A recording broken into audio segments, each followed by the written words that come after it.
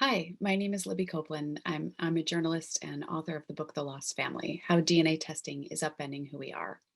I've spent the last few years interviewing people who've been touched by genealogy and DNA testing and watching as the trajectories of their lives and the shapes of their families have been changed by their better understanding of the past. I'm so thrilled to be able to be with you here at RootsTech to explore how these forces are redefining family history and really family itself, and ushering in a new era of better clarity about the lives of our parents, grandparents, and ancestors. I want to start with the astonishing moment that we find ourselves in. 35 million DNA test kits have been sold, and family researchers have access to billions of historical records online. All of this data would have made past genealogists incredibly jealous. The abundance of informational riches available now means that many facts about how our families came to be are suddenly available to us, and sometimes these facts clash with what we long thought about our parents and grandparents, uncles and aunts, and even our own genetic origins. This means that the era of family secrets is effectively over.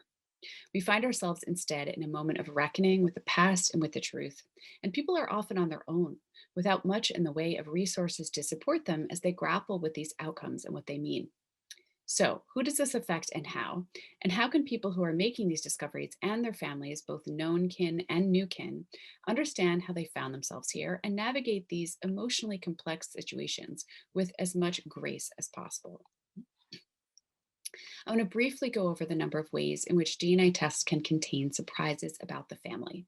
One category is when a consumer tests and discovers she or he is the product of an NPE, which stands for non paternity event or not parent expected. Sometimes it's MPE for misattributed parentage experience.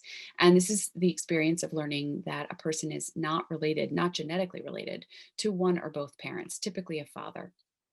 Another category, which is sometimes but not always related to the uncovering of an NPE, is the discovery of previously unknown siblings or half siblings.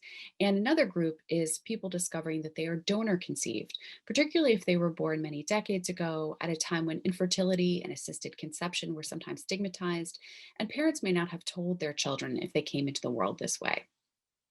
In addition to the many adopted people being able to use consumer genetic tests to find their biological families, there are also some cases of people discovering that they were adopted through a test. And yet another bucket of experience is the discovery that one's family hid or lost its true genetic ancestry, whether through conversion or assimilation or as an escape from discrimination. This is not an exhaustive list. There are, of course, many other kinds of discoveries that family historians are making in this moment. So, what happens when people learn about the truths that shaped them even before they knew about them? The discovery is often just the very start. It's what comes next that is the real journey. First, as people incorporate this new information into their identities. Why is this so important?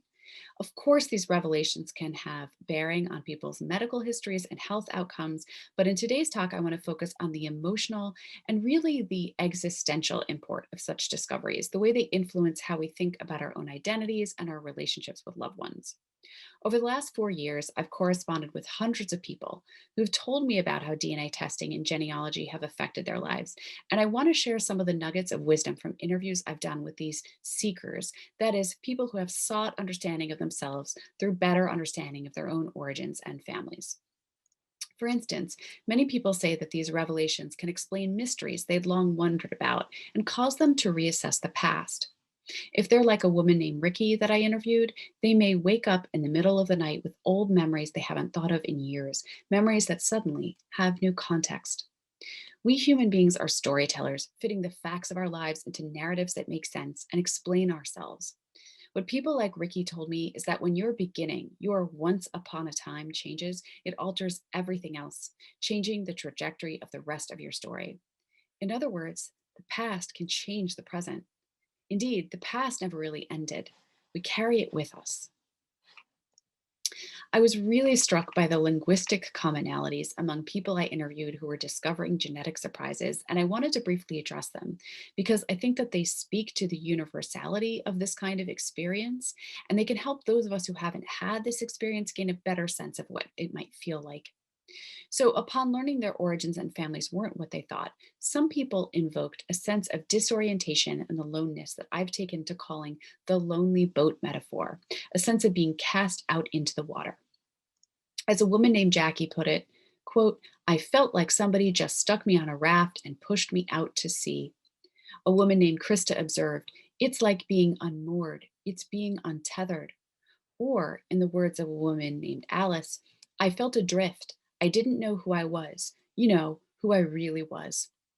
What does it mean that so many people, independent of one another, use such strikingly similar language to describe their experiences? I think it speaks to the idea that this sense of disorientation, what one psychologist I spoke with called anxiety at the loss of identity, is a common and understandable response to having one's own story, one's own narrative of oneself disrupted in a fundamental way, and the pressing need to understand and to establish a new narrative of the self. But that wasn't the only example of people using remarkably similar language to describe their experiences. Many people who'd gotten surprise DNA results about themselves spoke of a deep sense of yearning, sometimes described as a hole that needed to be filled by knowing more about themselves and where they'd come from. And last, many spoke of the importance of knowing their roots, of orienting themselves on this earth, of the power of history and truth and context for their present day selves and their perspectives on the world. An adopted woman named Gay told me the experience of DNA testing and genealogy was that it was, quote, grounding. It's validating. You've put your stake in the ground and it's in Belarus or it's in French Canada or it's in New Orleans. It's wow, my people came from here. And another woman told me of the first time she met her half siblings. She said, it's like magnets. I may not know where the other end of the magnet is, but I'm being pulled to it. How can we answer anything about ourselves if we don't know what our roots are, if we don't know who our people are? But you often can't assimilate this new information into your identity until you know the context for it. And this is the other part of the journey, getting to know the people who pass down your genes and who you share genetic material with. People who've learned something surprising about their own origins often want to reach out to their biological family members or at least research those families and their deeper roots. And when attempts at genetic reunion work out, they can be deeply fulfilling, both in deepening a person's sense of identity and rootedness and in expanding the circle of people that they can share their lives with. One story that I find particularly moving and that I tell in my book is that of a man named Jason, who spent decades searching for the identity of his genetic father and described this desire, as others do, as a yearning. When, through DNA testing, Jason identified and reached out to his genetic father, the man welcomed Jason into his life and into his blended family, a family in which no distinction was made between half and full and step siblings. Suddenly, Jason had a whole brood of brothers and sisters who considered him family. Jason told me his relationship with his new relatives was a dream come true. And his wife told me that Jason had actually changed in the years since finding his father. He had become a more confident person, she said. The hole inside of him was filled. I tell Jason's story not only because it is beautiful, but because I think stories like this point the way for the rest of us. His open heartedness and the open heartedness of his biological father and siblings can serve as a kind of hopeful beacon for the many families whose moments of genetic reckoning are yet to come. Of course, overtures like Jason's can play out in all sorts of different ways, and they can take time and they can be very complicated. Some families are not ready to welcome in a new relative. Sometimes the news of a non paternity event, for instance, can clash with a family's beliefs and perhaps cause tension in a marriage or complicate the memory of a deceased parent. So, how can people better get through these overtures?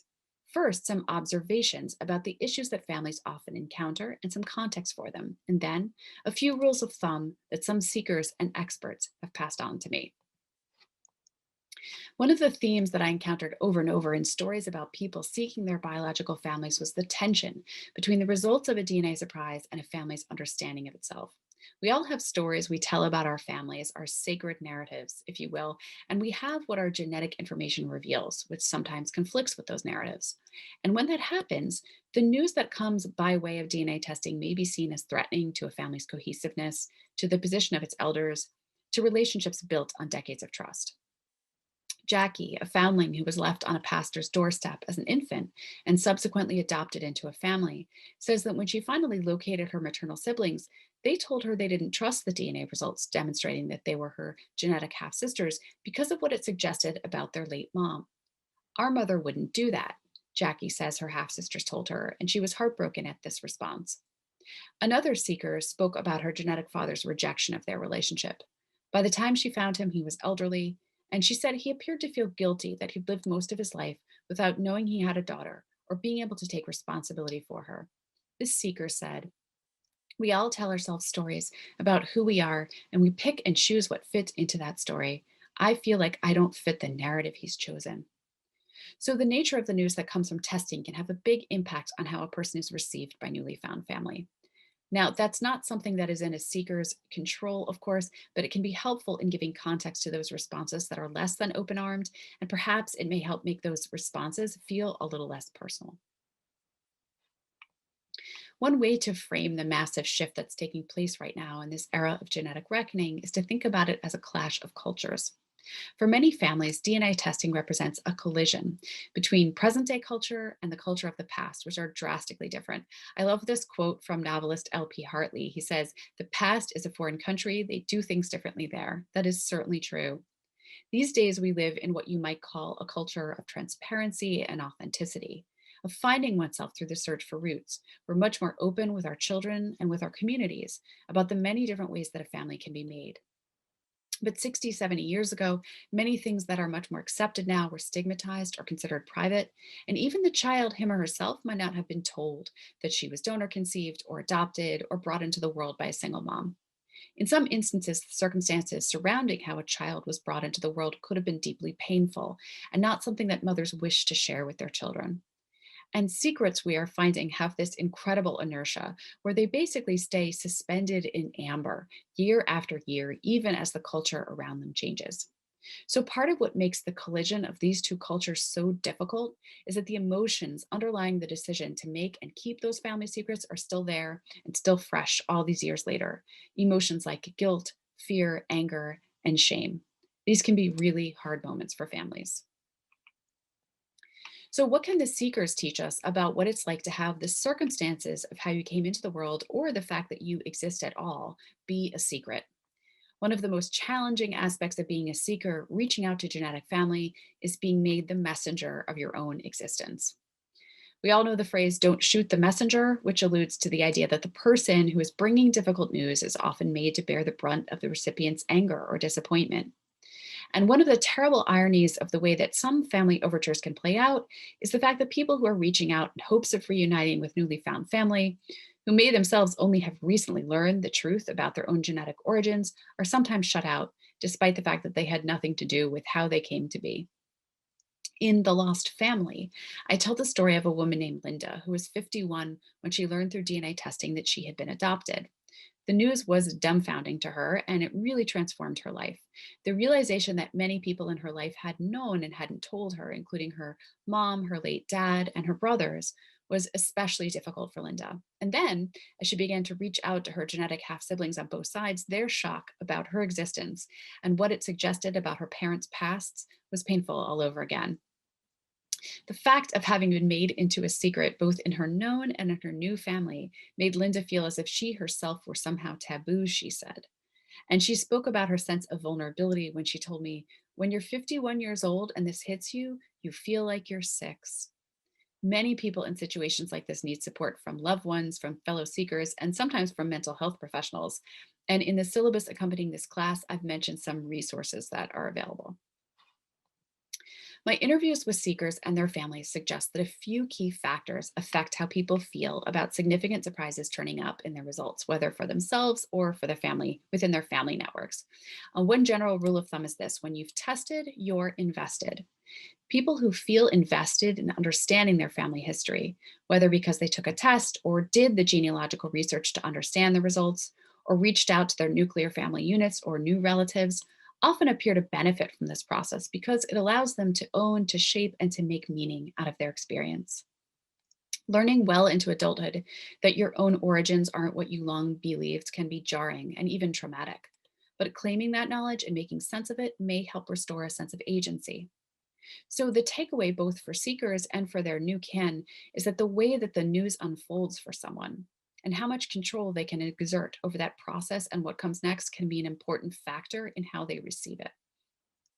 As the psychologist I interviewed put it, those who feel in control generally feel better about what's going on. And if you're doing the searching, you're the one in control. An important related factor is time, the speed with which news unfolds and new relatives are introduced into a family. Sometimes the people reaching out, the seekers, may be on a different timeline than the people they are reaching out to. The seeker may have had some time to work through the news, but the people on the other side may just be learning it for the first time. So, patience is key in helping both sides get to a place where they can embark on the journey of getting to know one another. It's important to note that even when overtures don't work out as hoped, for seekers, the knowledge that comes with knowing who you are can still be very important and meaningful. A woman named Lori, who discovered she was not genetically related to her dad when doing DNA testing, told me that knowing her genetic father was part of knowing herself.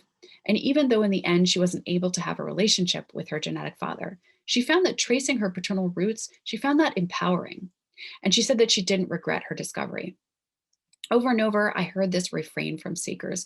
People told me that knowing the truth about your own origins is about claiming a complex, clear eyed sense of self.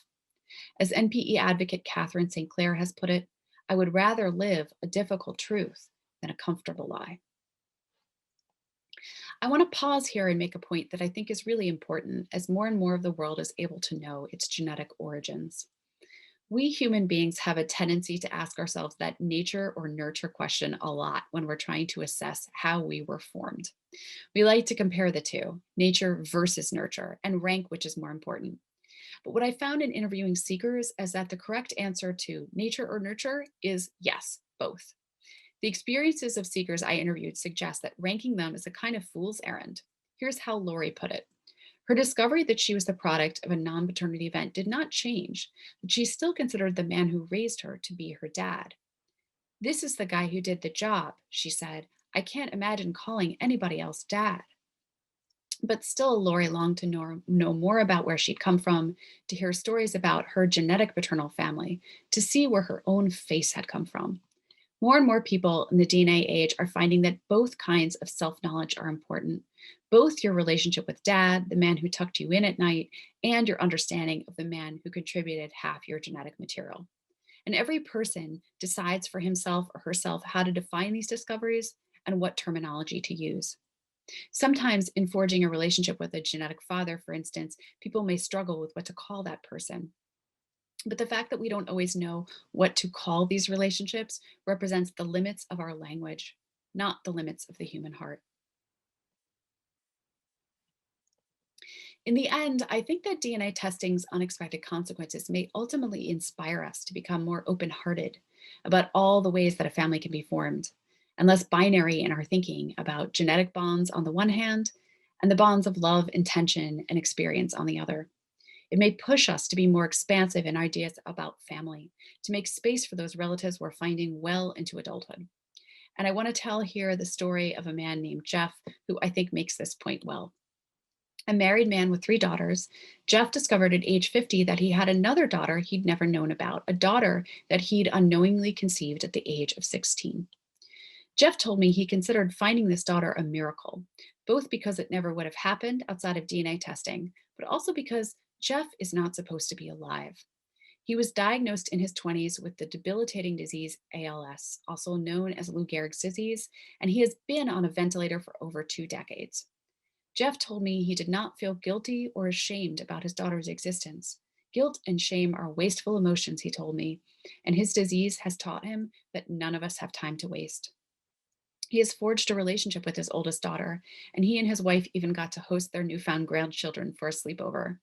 Under the shadow of imminent mortality, he told me, quote, you focus more on what is truly important in life.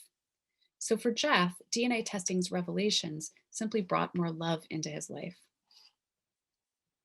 This moment in time can't help but change us. It's important we keep talking about this topic, about how seekers are affected by their discoveries and how families respond to them, because we can get through this moment by listening to the wisdom of those who've already been through it, by normalizing and validating these experiences, and bringing compassion to ourselves and to one another in these journeys.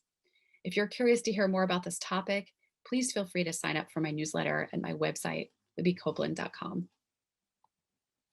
And that's it.